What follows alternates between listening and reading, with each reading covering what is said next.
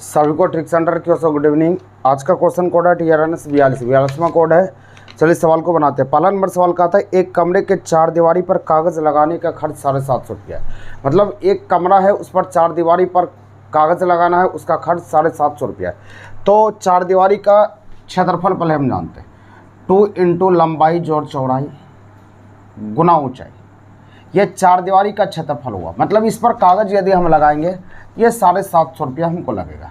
लेकिन कहता है कि यदि दूसरा कमरा है, इस कमरे की लंबाई से दुगना है, मतलब क्या पहले लंबाई था इसका दुगना है, यानी 2 लंबाई हो गया, 2 लंबाई होगा, और चौड़ाई भी बोलता है 2 चौड़ाई हो गया, और ऊंचाई भी कह रहा है कि दुगना ऊंचाई है।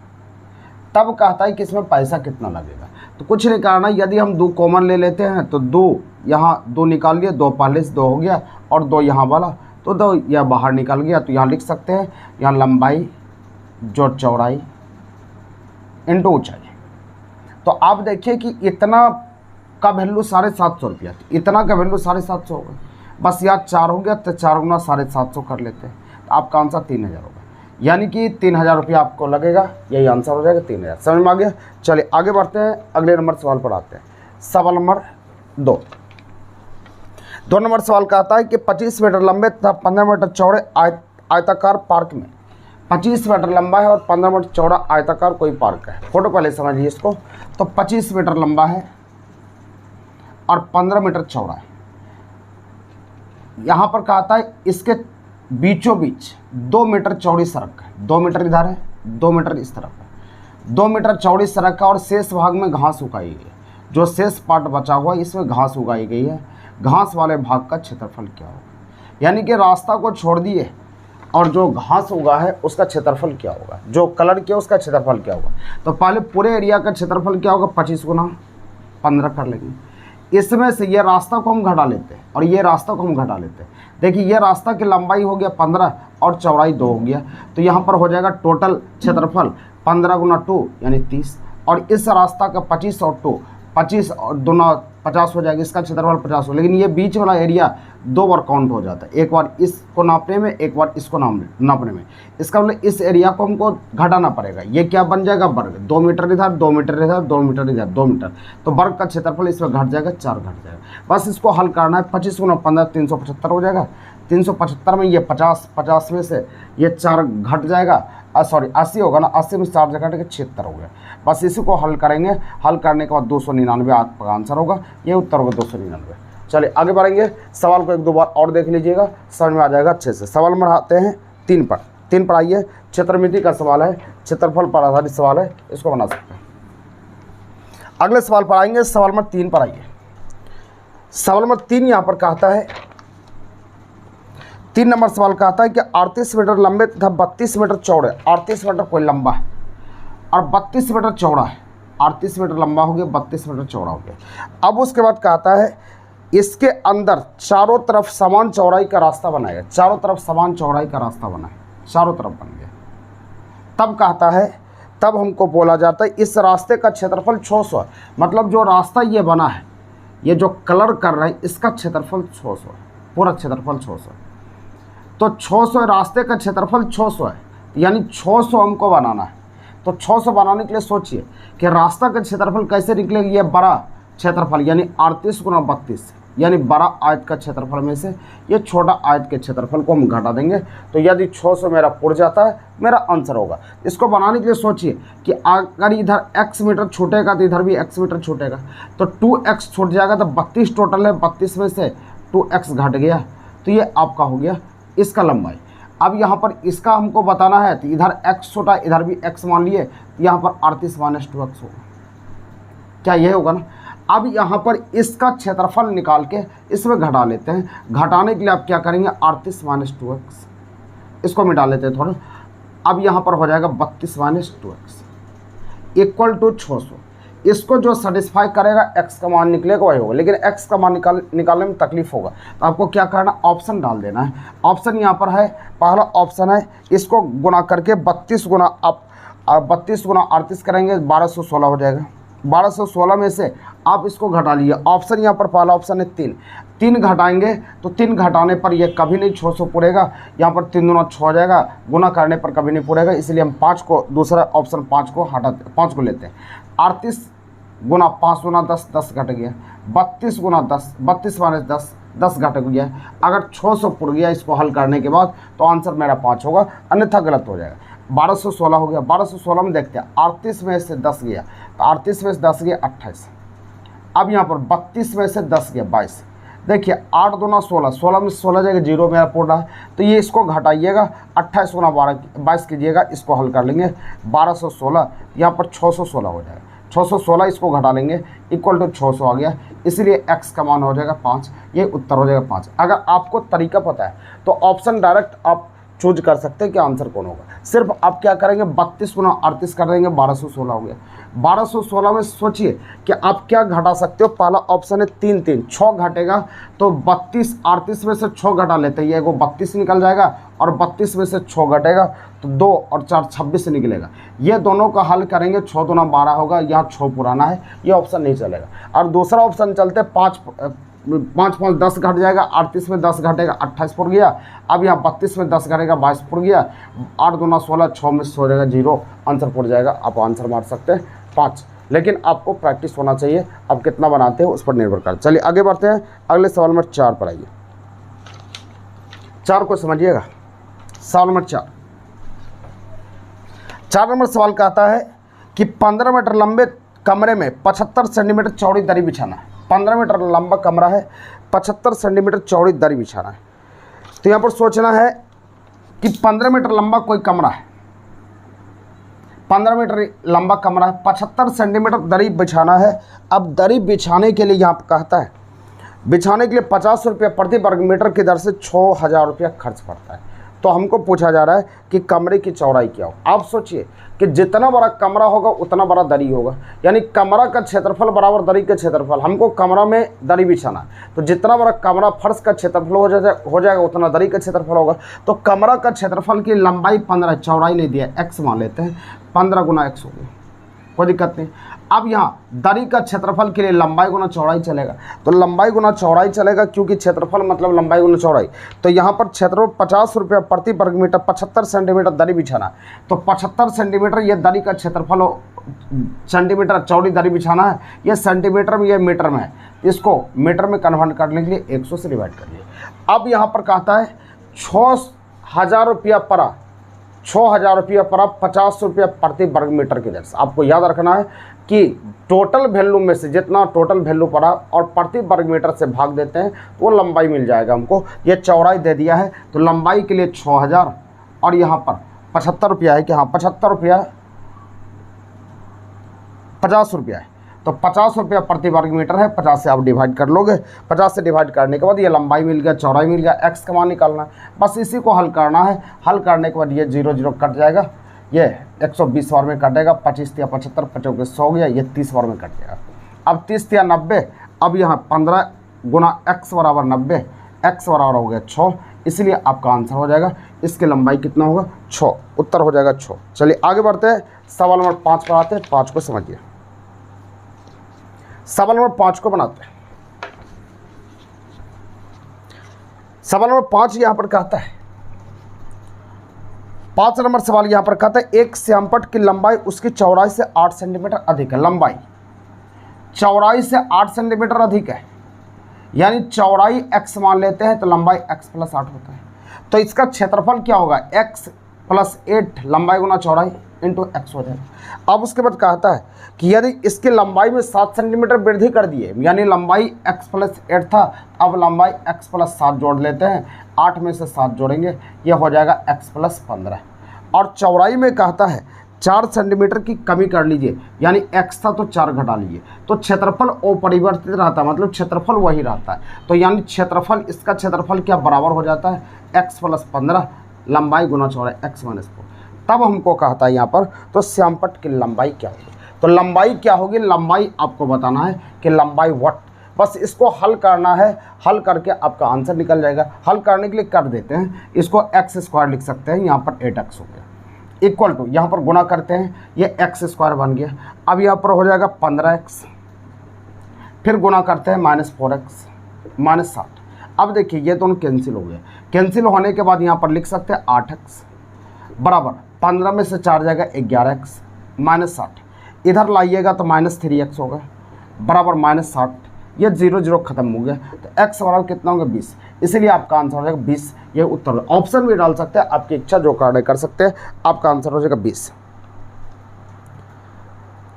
आगे बढ़ेंगे, इसको हल करने के बाद 20 ही आ रहा है ना, ऑप्शन में तो 20 नहीं दिया गया है, एक बार फिर से चेक कर लीजिए आप कि कहीं गड़बड़ तो नहीं हो। x स्क्वायर यहाँ 8x हो गया, ठीक है, यहाँ पर x स्क्वायर 15x हो गया। अब उसके बाद यहाँ पर हल करते हैं -4x हो गया, अब ये 15 ये 60 हो गया, 15 चौके 60, यहाँ पर इधर लाते हैं 11x, 11 इधर घट जाएगा, ये आपका आ गया 3x बराबर कितना हो जाएगा ये 60। तो अच्छा ये x बराबर 20 से निकला था, हमको लंबाई चाहिए ना, तो लंबाई आपका x + 8 है, तो लंबाई x + 8 है, तो आप क्या लिखेंगे x + 8 बराबर 20 + 8 28, यही आंसर हो गया, ये उत्तर हो गया 28। चलिए आगे बढ़िएगा, अगले सवाल पर आते हैं। सवाल में आगे कहता है वह धन कितना जिसका दूसरे वर्ष का चक्रवृद्धि ब्याज 10% वार्षिक दर से 132 रुपये। सवाल यहाँ कह रहा है कि वह धन कितना, धन को बताना है, वह धन कितना जिसका दूसरे वर्ष का चक्रवृद्धि ब्याज 10% वार्षिक दर से 132 रुपया है। तो यहाँ पर सोचिए 10% वार्षिक दर से 2 साल का टोटल निकाल लेते हैं। टोटल आपका 10% वार्षिक दर से 2 साल के 21 होता है, क्योंकि सूत्र होता है r² 0.8, ये सूत्र हम बताए हुए हैं, r² 0.8 है, इसको r कहते हैं, इसको t कहते हैं। अब 21 हो गया, अब 21 होने के बाद पहला साल, इसको याद रखना, जो पढ़े उसको समझ में आ जाएगा, नहीं जो नहीं पढ़े थोड़ा दिक्कत होगा। पहला साल 10% ही लगेगा, दूसरा ईयर जो लगेगा आपका 10 लग गया, 21 में 10 लग गया, दूसरा ईयर 11 लग गया। सवाल में कहा था दूसरे वर्ष का चक्रवृद्धि ब्याज 132 रुपया, दूसरा वर्ष का ब्याज 11 हो गया, 11 से डिवाइड कर लिए जिसका वैल्यू है, और पता करने के लिए 100 से गुना करते हैं, इसको आप लिख सकते हैं 1200, इसलिए मूलधन हो गया 1200, इसी को हल करके आप लिखेंगे 1200। चलिए आगे बढ़ेंगे, अगले सवाल पर आते हैं। सवाल नंबर 7 को समझिए, 7 देखिए, सवाल नंबर 7 यहाँ पर कह रहा है, सवाल नंबर 7 कहता है कि 3 वर्ष किसी धन पर, 3 नहीं है, किसी धन पर एक निश्चित दर से 2 वर्ष का साधारण ब्याज 120 रुपया और 2 वर्ष का साधारण ब्याज 120 रुपया तथा चक्रवृद्धि ब्याज 129 रुपया। सवाल नंबर 7, 2 वर्ष का SI, 2 ईयर का SI साधारण ब्याज आपका है 120 रुपये और 2 वर्ष का आपका CI यानी चक्रवृद्धि ब्याज है 129 रुपये। आप सोचिए कितने रुपये की वृद्धि हो, 9, तो 9 रुपया ब्याज हो गया। अब ब्याज जो बढ़ा किस पर बढ़ा, पहला वर्ष इस पर 60 रुपया ब्याज लगा तो दूसरा भी 60, यानी साधारण ईयर में हर साल बराबर होता है। यहाँ पहला ईयर 60 यानी चक्रवृद्धि में पहला साधारण ब्याज और सेम चक्रवृद्धि ब्याज सेम होता है, तो दूसरा ईयर 69 हो जाएगा। तो 9 रुपया की वृद्धि इसी पर हुआ ना, तो ब्याज 9 रुपया था, ब्याज बराबर मूलधन, तो मूलधन 60 हो जाएगा। समय 1 साल का अंदर है, 1 साल डाल दिए, गुना दर बटा 100, बस इसी को हल करना है। हल करने के बाद आपका आंसर हो जाएगा 3 × 9 3 दूना 6, इसको 5 बार में काट सकते हैं, तो दर बराबर आपका हो गया 5 या 15%, आपका आंसर हो जाएगा, यह उत्तर हो जाएगा 15%। चलिए आगे बढ़िएगा, अगला सवाल नंबर 8 पर आते हैं। देखिए 8 नंबर सवाल कहता है किस्त वाला सवाल, ये शॉर्टकट फॉर्म भी होता है लेकिन थोड़ा लंबा सीख लीजिए, एक वीडियो हम डाल देंगे जिससे सिर्फ किस्त वाला ही सवाल रहेगा, उसको आप बना सकते हैं। सवाल यहाँ पर कहता है 1025 रुपया को 2 बराबर किस्त में चुकाना है, यानी टोटल 1025 रुपया है, इसको 2 बराबर किस्त में चुकाना है, 2 किस्त में चुकाना है, 2 बार x डाल दिए। अब सिर्फ रेट को हल करना, 5% है तो 5% को हल करेंगे तो 1/100 आ जाएगा, 5/100 आएगा यानी 1/20 आ जाएगा। 1/20 को ऊपर नीचे जोड़ लिए, 21/20, पहला किस्त है तो पहला बार 21/20 लिखा, दूसरा किस्त है तो 2 बार 21/20 लिखिए, 2 बार छाप दिए, बस इसी को हल करना है। ये बीच में प्लस कर लेते हैं, आंसर निकल जाएगा x, ऊपर जाएगा तो 20x हो गया बटा 21 हो गया, अब ऊपर जाएगा 400x हो जाएगा बराबर 441 हो जाएगा बराबर 1025, बस इसी से हल करेंगे। हल करने के बाद आपका x का मान हो जाएगा 551.25, इसी को हल करना है। हल करने के बाद आपका आंसर मिल जाएगा। चलिए आगे बढ़िएगा, अगले सवाल पर आते हैं, सवाल नंबर 9 पर आइए, 9 को समझिए। सवाल नंबर 9, सवाल नंबर 9 कहता है एक नदी का प्रवाह 2 किलोमीटर प्रति घंटा। नदी का प्रवाह मतलब क्या, ये धारा का वेग है, तो धारा का वेग है यहाँ पर y का मान दिया है 2 किलोमीटर प्रति घंटा। अब उसके बाद कहता है एक व्यक्ति को प्रवाह के विरुद्ध खेने में और उसके साथ खेने में दुगना समय लगता है। समय की बात बोला, समय बराबर दूरी बटा चाल, तो दूरी हम p मान लेते हैं, एक बार जोड़ लेते हैं, एक बार घटा लेते हैं, दुगना समय लगता है। तो समय दुगना कौन लेगा? तो जिसका स्पीड ज़्यादा होगा तो वो तो कम समय लेगा, जिसका स्पीड कम होगा वो समय ज़्यादा लेगा। तो दुगना समय आपका लेगा, ये लेगा, मतलब ये ज़्यादा है तो कम ये है, इसीलिए 200 इसमें गुना कर लिए, बीच में बराबर कर लेते हैं। तो ये पी तो कैंसिल हो जाएगा। इसको हल कर सकते हैं, कोना कोना 2x - 2y, यहाँ पर हो जाएगा x + y। अब एक तरफ करिए, x बराबर क्या होगा 3y। तो हमको यहाँ पर दिया है y का मान 2 दिया है, यहाँ 2 रख देते हैं, x बराबर 3 × 2 बराबर 6, यही आपका आंसर 6 किलोमीटर प्रति घंटा। उत्तर हो जाएगा 6। अगला जो नाव और धारा पढ़ेंगे उसको पकड़ में आ जाएगा, जो नहीं पढ़े थोड़ा दिक्कत होगा, टेंशन मत लेना, जब चैप्टर हम पढ़ाएंगे क्लियर हो जाएगा। चलिए आगे बढ़ते हैं, अगला नंबर 10 आते हैं, सवाल नंबर 10 को समझते हैं। देखिए सवाल नंबर 10 को, 10 नंबर सवाल यहाँ कहता है, ध्यान देना है, सवाल नंबर 10 नंबर सवाल कहता है कि एक नौका अनुप्रवाह में 30 किलोमीटर की दूरी 2 घंटे में तय करती है। अनुप्रवाह मतलब क्या होता है कि x + y 30 किलोमीटर की दूरी 2 घंटे में तय करती है। तो चाल बराबर दूरी बड़ा समय 30/2 बराबर यहाँ पर हो जाएगा ये 15 किलोमीटर प्रति घंटा हो गया। अब उसके बाद कहता है वही दूरी तय करने में नौका वापस जब आता है वही दूरी तय करता है, यानी वापस आएगा तो माइनस में आएगा, यानी 30 किलोमीटर की दूरी 6 घंटा में, यानी 5 किलोमीटर प्रति घंटा हो गया। अब उसके बाद कहता है तो नौका की गति, तो हमको कहता है यदि प्रवाह की गति नौका की गति से आधी हो तो नौका की गति क्या है? नौका की गति x होता है, सिर्फ x का मान निकालिए। x बराबर क्या हम बताए हैं, हाफ इंटू दोनों को जोड़ देना है, 15 + 5 = ये 15 × 5 = 20/2 10 किलोमीटर प्रति घंटा। ये उत्तर हो गया।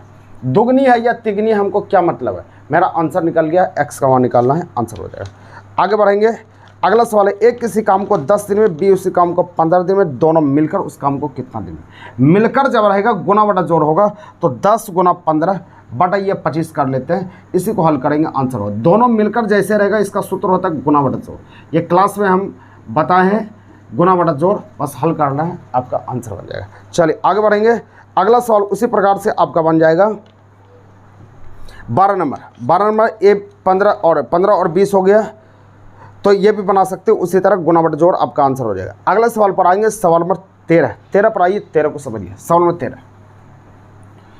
नंबर 13 यहाँ पर कहता है तपस महिर से दुगनी गति से कार्य करता है। तपस जो है महिर से दुगनी गति से कार्य करता है। तपस को टी ले लेते हैं, महिर को एम ले लेते हैं, दुगनी ये एक, तो ये गति को मजदूर की तरह समझिए, आपका सवाल बहुत आसान होता है। उसके बाद कहता है यदि दोनों मिलकर किसी कार्य को 12 दिन में, मिलकर मतलब जोड़, यानी 3 लेबर खट रहा है तो 12 दिन में, एक लेबर खटेगा तो ज़्यादा समय लगेगा, 12 × 36 हो गए। तो आंसर पूछता है तो बताइए कि तपस अकेला, तपस के वैल्यू 2, एक लेबर है तो 36, यदि 2 लेबर लगाएंगे तो समय कम लगेगा, 36/2 बराबर 18 दिन लगेगा। ये उत्तर हो गया, आंसर हो गया 18 दिन। यदि किसी वस्तु का क्रय मूल्य तथा विक्रय मूल्य का अनुपात 10:11 है, क्रय मूल्य, सवाल नंबर 14, क्रय मूल्य और विक्रय मूल्य का अनुपात दिया है, क्रय मूल्य और विक्रय मूल्य का अनुपात दिया 10:11। तो हमको कहा था लाभ प्रतिशत क्या, 10 रुपया में खरीदे 11 रुपया में बेचे, तो लाभ 1 हो गया, लाभ गुना 100 बटा क्रय मूल्य 10 रुपया हो गया, 10% हो गया, ये उत्तर हो जाएगा 10%। अगले सवाल की ओर आएंगे, सवाल नंबर 15 का आता है एक साइकिल 2850 रुपया में बेचने पर दुकानदार को 14% का लाभ होता है, तब कहता 8% लाभ पर इसे रखा जाए तो साइकिल का विक्रय मूल्य क्या हो? ध्यान दे से सुनिए, सवाल कहता है एक साइकिल 2850 रुपया में बेचा, सवाल नंबर 15, 2850 रुपया में बेचा तो 14% का लाभ हुआ, 14% का लाभ हुआ मतलब 114 है। हमको कहा था 8% रखा जाता है, 108 पर निकालिए, हल करेंगे, आंसर हो। बस इसी को हल करना है, जिसका वैल्यू बस उससे भाग करना है और जिसको पता करना है उससे गुना करना है, आंसर। इसको हल कर लेंगे, आंसर मिल जाएगा। सवाल नंबर हम आते हैं आगे 16 नंबर सवाल का था 1 दर्जन बॉल पेन बेचने पर एक विक्रेता को 4 बॉल पेन के विक्रय मूल्य के बराबर लाभ होता है। तो लाभ प्रतिशत बराबर लाभ गुना 100, लाभ गुना 100 क्रय मूल्य होता है, लेकिन यहाँ विक्रय जितना बेचे हैं उसको डालिए, क्योंकि समान है, यहाँ पर पैसा नहीं दिया, इसलिए आपको विक्रय जितना बेच के हैं उसको लिखना है। क्रय मूल्य ऐसे हालांकि होता है, लेकिन विक्रय। आप सोचिए कि 1 दर्जन बॉल पेन बेचने के लिए आप गए, यानी 12 बॉल पेन बेचने के लिए गए और 4 बॉल पेन आपको लाभ हो गया, तो लाभ हो गया तो लाभ गुना 100 बटा विक्रय मूल्य। आप 12 को बेचने के लिए गए हैं, 4 को फायदा हो गया, इसका मतलब बेच के आए 8 बेच के आए तो 50% का आपका फायदा होगा। ये उत्तर हो जाएगा। अगले सवाल की ओर आएंगे। सवाल नंबर 17 उसी प्रकार से 39 दर्जन आम बेचने के लिए गए, 13 दर्जन आपको लाभ हो गया, तो 13 गुना 100 और 39 दर्जन बेचने के लिए इसका मतलब 26 दर्जन बेच के आए, 39 दर्जन आपको बच गया, तो इसका भी आंसर होगा 50%। ये भी आंसर जाएगा 50%। अगले सवाल की ओर आएंगे। सवाल नंबर 18 पर आइए, 18 को समझिए। सवाल नंबर 18 पर आता है। 18 नंबर सवाल का आता है, एक सब्जी विक्रेता 1 रुपया में 2 की दर से नींबू खरीदकर, ये क्रॉस पर बना लिए, एक तरफ रुपया और एक तरफ सामान। 1 रुपया में 2 की दर से, 1 रुपया में 2 की दर से नींबू खरीदकर 3 रुपया में 5 की दर से बेचता है। तो याद रखना है कि रुपया की लाइन को गुणा करते तो ये क्रय मूल्य देता है। क्रय मूल्य आपका कितना 5 रुपया, और सामान की लाइन को गुणा करते ये विक्रय मूल्य देता है। तो विक्रय मूल्य कितना हो जाएगा 6 रुपये। 5 रुपया में खरीदे, 6 रुपया में बेचे, तो लाभ तो 1 होगा। लाभ गुना 100 बटा क्रय मूल्य, ये 5 हो गया, 20% का लाभ होगा। ये उत्तर हो गया 20% का लाभ। अगला सवाल का आता है उसी प्रकार से 19 नंबर। एक फल विक्रेता 10 रुपया में 5 की दर से अब बेचता 15 रुपया में 6 की दर से। रुपया की लाइन को गुना करते हैं 60 रुपये, ये क्रय मूल्य, 60 रुपया ये क्रय मूल्य हो गया। अब यहाँ पर यह 15 × 5 75 रुपया ये विक्रय मूल्य हो गया। तो आपको कितना लाभ हो गया 15, लाभ गुना 100 बटा क्रय मूल्य 60, 4 बार में काटेंगे, अब ये 25% का लाभ होगा। ये उत्तर होगा 25%। समझ में आगे। चलिए आगे बढ़ेंगे। अगले सवाल पे आते हैं। सवाल नंबर 20 पर आइए। 20 को समझिए, बहुत आसान सवाल है। सवाल नंबर 20 एक सवाल हम बना देते हैं, उसका आप बनाएंगे। बहुत आसान होता है ये सब सवाल, लेकिन देखने में बड़ा लगता है, लेकिन बहुत आसान होता है। सवाल नंबर 20, 0.41 गुना 0.41 गुना 0.41 प्लस 0.69 गुना 0.69 गुना 0.69 बटा यहाँ पर लिखा है 0.41 गुना 0.41 माइनस 0.41 गुना 0.69 प्लस 0.69 अब गुना 0.69। अब देखिए, इसको करने के लिए एक क्यू प्लस बी क्यू के सूत्र पर बैठा रहता है, कुछ नहीं करना, इस तरह फॉर्मूला है। तो 0.41 है, यहाँ प्लस है तो प्लस कर लीजिए, बस इसको हल करना है। इसको 9 1 10 के 0 बाकी 1, 6 4 10 11 के 1 बाकी 1। अब यहाँ पर 1.1 हो जाएगा, ये उत्तर हो जाएगा, ये आंसर हो जाएगा। और कुछ नहीं करना, सिर्फ जोड़ लेना। अगर घटाव रहता तो घटाव कर लेते, आंसर बन जाती है। सबको हल करना नहीं होता। चलिए 21 का आंसर आप देंगे, क्या होता है। 22 पर आते हैं। 22 को समझिए। सवाल नंबर 22 कहता है x माइनस 1 बटा एक्स बराबर 2। तो हमको कहता है x² प्लस 1 बटा x², ये चाहिए। तो आपको कुछ नहीं करना है, ये माइनस से आपको प्लस में ले जाना है, तो स्क्वायर में ले जाना है। तो इसका स्क्वायर कर ली, 2 का स्क्वायर 4, माइनस रहेगा तो +2 कर लो, अगर प्लस रहेगा तो -2 कर लो, 6 उत्तर हो गया, ये आंसर हो। ये शॉर्टकट फॉर्म बताए हैं आपको, क्लास में भी इसको बना सकते। सवाल नंबर 23 पर आई, 23 को समझिए। सवाल नंबर 23 पर आते हैं, 23 को समझाते हैं। देखिए सवाल नंबर 23 यहाँ पर कहता है, 23 सर हमारा 1 माइनस 1 बटा 5, 1 माइनस 1 बटा 6, 1 माइनस 1 बटा 7 डॉट 1 माइनस 1 बटा 100। इसको हल करेंगे, हल करने के बाद ये दोनों घटक जाता है, 4 बटा 5 होता है। इसको हल करेंगे, ये दोनों घटा दिए, 5 बटा 6 हो गया। इसको हल करेंगे, 6 बटा 7 होगा, डॉट इसको हल करेंगे, 99 बटा 100 होगा। अब देखिए क्रॉस कट रहा है, सब क्रॉस कट रहा है, कट गया तो बच गया आपका कितना, 4 बटा 100। 4 बटा 100 बच गया तो 1 बटा 25 आपका आंसर होगा, ये उत्तर 1 बटा 25 आंसर होगा। चलिए आगे बढ़िएगा। सवाल नंबर 24 को समझिए। सवाल नंबर 24 देखिए, सवाल नंबर 24 यहाँ पर कहता है 24 नंबर सवाल यहाँ पर है, इस तरह से बना हुआ है, ऐसे बना हुआ है। तो यहाँ पर आप सोचिए कि 80 है, 80 डिग्री, और यहाँ पर ये कोण बनाना है। अब यहाँ पर 30 है, तो इसको करने के लिए आप सोचिए, ये दोनों यदि समांतर रेखा है तो इसको हम बढ़ा देते हैं, तो हमको ये त्रिभुज मिल गया। तो ये दोनों कोण अंतः कोण कहलाता है, ये 80 हो गया, या ये दोनों एकांतर कोण कहला जाएगा, ये भी 80 होगा। अगर 80 हो गया यहाँ पर, तो ये टोटल यहाँ से यहाँ 180 होगा, ये 80 होगा तो ये 100 हो जाएगा। अब ये त्रिभुज बन गया। त्रिभुज का टोटल योगफल 180 डिग्री होता है। ये 100, ये 30, 130 हो गया, तो एक्स का मान क्या होगा 50। ये उत्तर हो गया 50। इतने काम करना है, आंसर हो जाएगा। जो रेखा तथा कौन पढ़ेंगे उसको तुरंत समझ में आ गया होगा, जो नहीं पढ़े थोड़ा सा दिमाग लगाइए, बन जाएगा। सवाल 25 पर आते हैं, 25 को समझिए। 25 सवाल 25 यहाँ पर कहता है, ध्यान देना है। 25 नंबर का आता है, एक परिवार के 6 पुत्रों का औसत आयु 8 वर्ष है। 6 पुत्र है, औसत 8 है, गुना कर लेते 48। अब कहता है इन लड़कों तथा माता पिता, 6 गो लड़का है और माता पिता 2 गो, 8, औसत उम्र 22 वर्ष है, तो 22 वर्ष यहाँ डाल दिए। यहाँ पर 8 दूना 16, 6 बाकी है, 8 दूना 16, 117, यानी 176 हो गया। अब कहता है यदि पिता की आयु माता की आयु से 8 वर्ष अधिक हो, पिता की आयु माता की आयु से 8 साल अधिक हो, यानी पिताजी जो है माता से 8 साल ज़्यादा है, तो यहाँ पर सोचिए, इसमें पिता माता इसमें है, लेकिन इसमें सिर्फ लड़का है। अगर हम लड़का को घटा देते पिता माता निकल जाएगा, मतलब 176 में 48 हमको घटाना पड़ेगा। घटाइए, 16 में से 8 गया 8, यहाँ बच गया 6, 6 में से 4 गया 2, यानी 128 होगा। 128 से किसका उम्र होगा? माता तथा पिता को होगा। माता और पिता का होगा, तो आप सोचिए कि माता और पिता 128 साल का, 8 साल का ज़्यादा पिताजी बड़ा है, 8 साल इसमें बाहर कर लिए, 8 साल बाहर कर लेंगे तो होगा 120, तो 60-60 दोनों हो जाएगा। 8 साल पिताजी बड़ा है, इसमें 8 जोड़ लेते हैं, ये 68 साल का हो गया, 60 साल का। आंसर हमको पूछा जा रहा है, तो बताइए कि माता की आयु क्या है? 60 वर्ष आंसर होगा, ये उत्तर होगा। चलिए आगे बढ़ते हैं, सवाल 26 पढ़ते हैं। 26 को समझिए। 26 का हम हिंट सिर्फ दे देंगे रीजनिंग में, आप बना लीजिएगा। 26 से आगे हम बना देते हैं, थोड़ा सा देखिए ध्यान से। 26 नंबर सवाल का आता, यदि RELATION रिलेशन को लिखा गया है BMFSOPJU। देखिए आर का नंबर 18, 5, 12, 1, 20, 9, 15, 14, 2, 13, 6, 19, 15, 16, 10 और 21। तो यहाँ सोचना है 18 हो गया, यहाँ पर क्या आपका, यहाँ 18 हो गया B।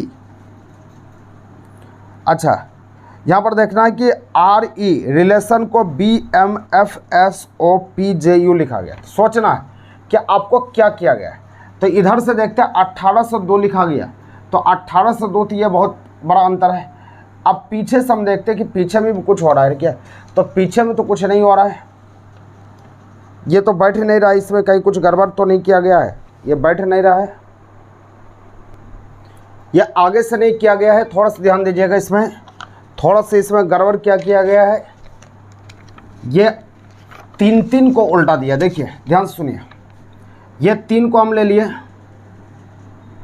या 4 को भी ले सकते हैं, 4 को यहाँ ले लिया, 1 2 3 4, यहाँ से देखिए क्या किया है, पीछे से 1 1 2, 12 1 13, अब यहाँ 5 1 6, 18 1 19, फिर ये जो बचा यहाँ पर, तो यहाँ पर बच गया, तो उसको फिर से कर दिया यहाँ पर।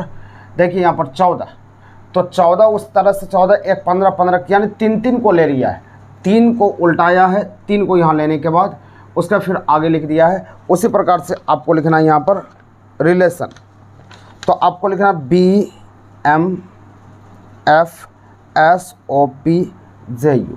तो आपको लिखना पड़ेगा क्या, यहाँ पर सोचिए, थोड़ा सा ध्यान दीजिएगा कि आपको यहाँ से 4 4 को लिया है, 1 2 3 4, 1 2 3 4, यहाँ पर 4 को ले लिए, तो 1 1 प्लस हुआ, इसमें फिर 12 1 13 1 प्लस हुआ, फिर यहाँ 5 1 6 1 प्लस हुआ, 18 1 19 1 प्लस हुआ। तो उसी तरह हमको क्या करना, 1 2 3 4, 4 को ले लेना, 4 को ले लेना पीछे से। S का नंबर 19, 19 1 20, T वाला होगा, F का नंबर 6 6 1 7, TG वाला होगा, बस एक ही पकड़ना TG। तो TG कोई ऑप्शन में नहीं आ रहा, इसमें कोई ऑप्शन में तो नहीं आ रहा, इसमें 19 19 1 20 हो जाएगा, 3 3 लेंगे, F 6 1 7, अगर 3 लेते हैं यहाँ पर, देखिए यहाँ पर 4 4 किया गया, बीच में कुछ छोटा हुआ है क्या, RELA यहाँ तक हो गया। उसका देखिए हाफ पार्ट को लिया गया, ये 4 हो गया, ये 4, तो इसमें सोचते हैं 1 2 3 4 5 6 7 8, इसमें भी 8 है, यहाँ पर भी 4 लेना चाहिए। अगर यहाँ से लेता है F 6 हो गया, 6 1 7 होना चाहिए, ये भी पूरी तरह, अगर हाफ 3 3 लेते हैं तो वो 7 पूर जाएगा। या क्वेश्चन ही गलत लिख दिया है, ये तो हमको लिखा ही गया, यानी इसको थोड़े लिखना है, 4 4 लिया गया है, ठीक है। अब ADVISORY, चर लिखा है 1 2 3 4। यहाँ से आई का नंबर 9, 9 1 10, जे वाला आंसर होगा। जे वाला ऑप्शन देख लीजिए, आपका सिर्फ 2 गो है, तो यहाँ पर बैठ गया आई का नंबर 9 9 1 10, बी का नंबर 22 22 1 23, जे डब्ल्यू वाला होगा। जे डब्ल्यू आपका दोनों मिल रहा है। फिर आगे देख लेते हैं, यहाँ पर भी का नंबर 22 1 23 होगा, डी का नंबर 4 4 1 5, जे डब्ल्यू ई भी मिल गया। फिर आगे हमको करना ए का नंबर 1 1 1 2, बी मिल गया, बी भी मिल रहा है क्या, बी भी मिल रहा है। तो फिर आगे भी करना उसी तरह आप देख लेंगे, आगे को बना लेंगे। यानी 4 को किया गया है, 4 नंबर को आप लिख के कर सकते हैं। उसी प्रकार से आपका है 27 नंबर, 3 लेटर को उल्टा के पीछे से लिखा गया है, तो आप लिख सकते हैं 3 लेटर को उल्टा के 27 नंबर आपका आंसर बन जाएगा। देखिए 27 नंबर यहाँ बना देते हैं। यहाँ पर DESPAIR, इसको लिखा गया TFEQSJB। यहाँ 3 अगर यहाँ पर लेते हैं 1 2 3, तो यहाँ पर फिर आगे 3 को हम उल्टाते हैं। एस का नंबर 19 19 1 20 हो गया। ए का नंबर 5 5 1 6 हो गया।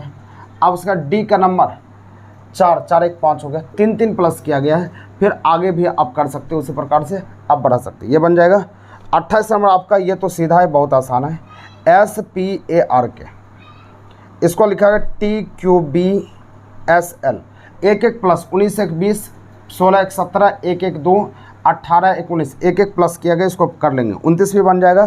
30 नंबर से महासागर, बुंद, महासागर और नक्षत्र, आकाश। देखिए यहाँ बुंद, महासागर, महासागर में बुंद होता है, नक्षत्र आकाश में होता है, आकाश आंसर। बंदूक, गोली, धुआं, तो यहाँ पर सोचिए बंदूक गोली, बंदूक में गोली होता है तो धुआं किस में होता है, चिमनी में धुआं निकलता है, इसलिए चिमनी आंसर होगा। गलफड़ा मछली, गलफड़ा से मछली सांस लेता है, तो मनुष्य फेफड़ा, फेफड़ा यहाँ चल जाएगा, फेफड़ा आपका आंसर हो जाएगा। तो मनुष्य फेफड़ा से हो जाएगा, फेफड़ा चला जाएगा। वर्षा मापी, वर्षा, सिस्मोग्राफ, भूकंप मापी हो जाएगा। उसी तरह 34 बन जाएगा। कबूतर शांति का प्रतीक है, श्वेत ध्वज समर्पण का है, यह आंसर हो जाएगा। सवाल 36 पर चलते हैं, 36 से बनाते हैं। सवाल नंबर 36 को देखिएगा। सवाल नंबर 36 का आता है, पी की माँ, पी की माँ, पी की माँ बना दिए। पी की माँ की पुत्री, पी की माँ क्यू की पुत्री है।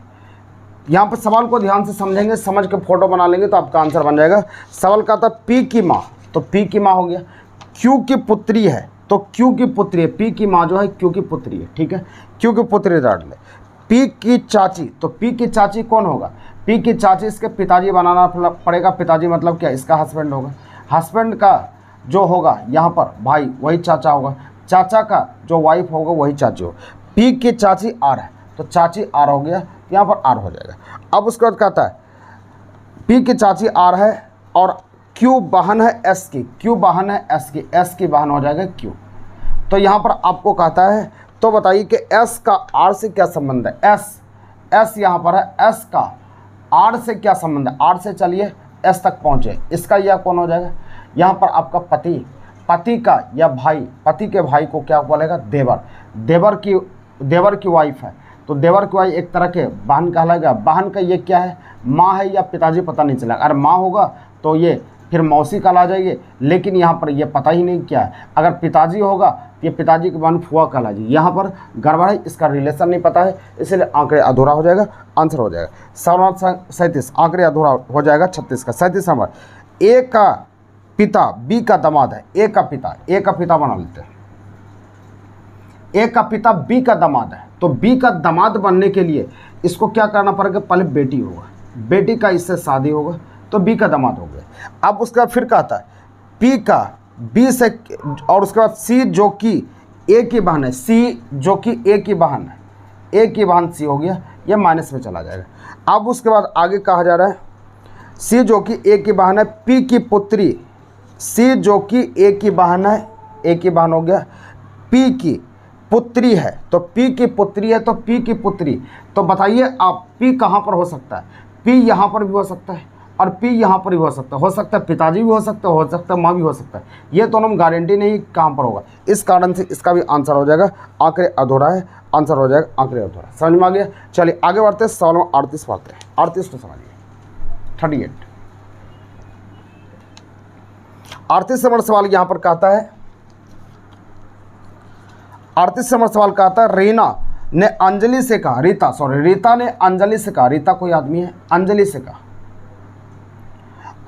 कहा कल मैं अपनी माँ की माँ, कल जो है मैं अपनी माँ की माँ हो गया, कल मैं अपनी माँ की माँ के इकलौते दामाद, इसका दामाद कौन होगा, इसकी बेटी का पति होगा, इकलौते दामाद के पुत्र, इसका पुत्र ये, तो इकलौता दामाद का यही का पुत्र, इसका मतलब क्या, इसका भाई होगा, इसका भाई यहाँ पर हो गया। पुत्र के जन्मदिन में पार्टी में शामिल था, मतलब कि इसका भाई के जन्मदिन में पार्टी में शामिल था। तो बताइए कि रीता उस व्यक्ति का कौन है, रीता व्यक्ति का कौन हो गया, बहन। आपका आंसर हो जाएगा बहन, यही आंसर हो जाएगा बहन। चलिए बेन आरेख पर हम चलते हैं, बेन आरेख को समझिए। बेन आरेख में पहला यहाँ पर कह रहा है, यहाँ पर क्वेश्चन पेपर ले लिए, पहला यहाँ पर कहता है कि पेंटर यहाँ पर देखिए, इसको फोटो सोचना है, फोटो बनाना है, कैसे बनेगा। पेंटर कोई अलग होता है, उसका बाद का स्कॉलर भी कोई अलग होता है, पेंटर और स्कॉलर में कोई मतलब नहीं है। उसका टेबल भी अलग होता है, इसलिए आपका आंसर ये हो जाएगा। 40 नंबर आपका कहता है पुरुष यहाँ पर हो गया, पुरुष कहता है लिपिक, पुरुष का ही कोई पार्ट लिपिक होता है, और चपरासी भी इसी में से निकलता है ना, इसलिए आपका आंसर ये फिगर होगा। 41 नंबर कहता है रंग यहाँ पर हो गया बहुत बड़ा। अब कहता है रंग के अंदर लाल इसके अंदर होगा, उसका ब्लू अलग कलर है, यही आंसर हो जाएगा, उत्तर हो जाएगा।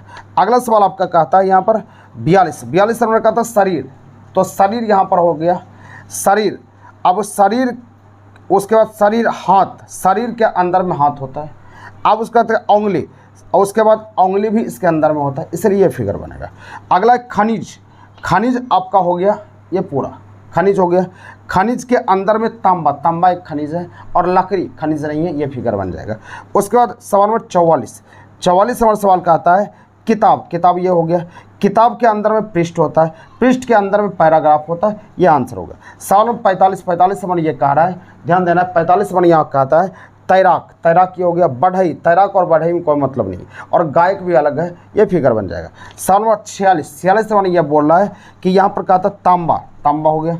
अब तांबा होने के बाद कहता जस्ता, तांबा अलग है, जस्ता अलग है, उसका लोहा भी अलग है, इसलिए फिगर बन जाएगा। समझ में आ गया। ये सब फिगर में आपको सोचना पड़ेगा कि आखिरकार फिगर कैसे बनता है, उसका फिर समझ में आ जाएगा कि फिगर बनाने का तरीका क्या होता है। सवाल नंबर 47 एक बना देते हैं, उसका खुद बना सकते हैं, क्योंकि ये रैंकिंग टेस्ट में कई बार हम पढ़ा चुके हैं। रैंकिंग टेस्ट अगर पढ़े होंगे तो ये सवाल को बना लिए होंगे। समीर सलमा से नाटा है, नहीं नाटा होगा। 47 समीर सलमा से नाटा, सलमा से नाटा, ये सलमा हो गया, सलमा से नाटा है। पॉल समीर से लंबा है, पॉल जो है समीर से लंबा है, तो समीर के आगे पॉल होगा, जगह नहीं खाली है तो यहाँ पर डाल दिए। उसका कहता है सुदीन सलमा से लंबा है, सुदीन जो है सलमा से लंबा है, सुदीन यहाँ पर हो जाएगा। सुदीन सलमा से लंबा है, लेकिन हसन से नाटा है, तो हसन यहाँ पर हो जाएगा, हसन से नाटा हो गया, कोई दिक्कत नहीं। उसका फिर आगे कहता है सलमा पॉल से लंबी है, सलमा जो है पॉल से लंबी है, तो सलमा पॉल से लंबी, इसका मतलब सलमा जो है पॉल से लंबी, पॉल इसके पीछे होगा, तो पॉल यहाँ पर घुस जाएगा, पॉल यहाँ पर चला गया। तो यदि इन सभी को ऊंचाई के क्रम में व्यवस्थित किया जाए तो कतार में मध्य में कौन होगा, तो मध्य में कौन होगा, तो आपका फिगर बन गया हसन, ये सुदीन, और ये सलमा, और बीच में पॉल, और यहाँ पर समीर। तो कहता मध्य में कौन होगा, मिडिल में कौन होगा, सलमा। इसी तरह सारे का आंसर देंगे, जितने भी सवाल है सभी बना सकते हैं, सारे बन जाएगा। नेक्स्ट वीडियो के साथ आगे आते हैं, तब तक के लिए ट्रिक सेंटर को जय हिंद।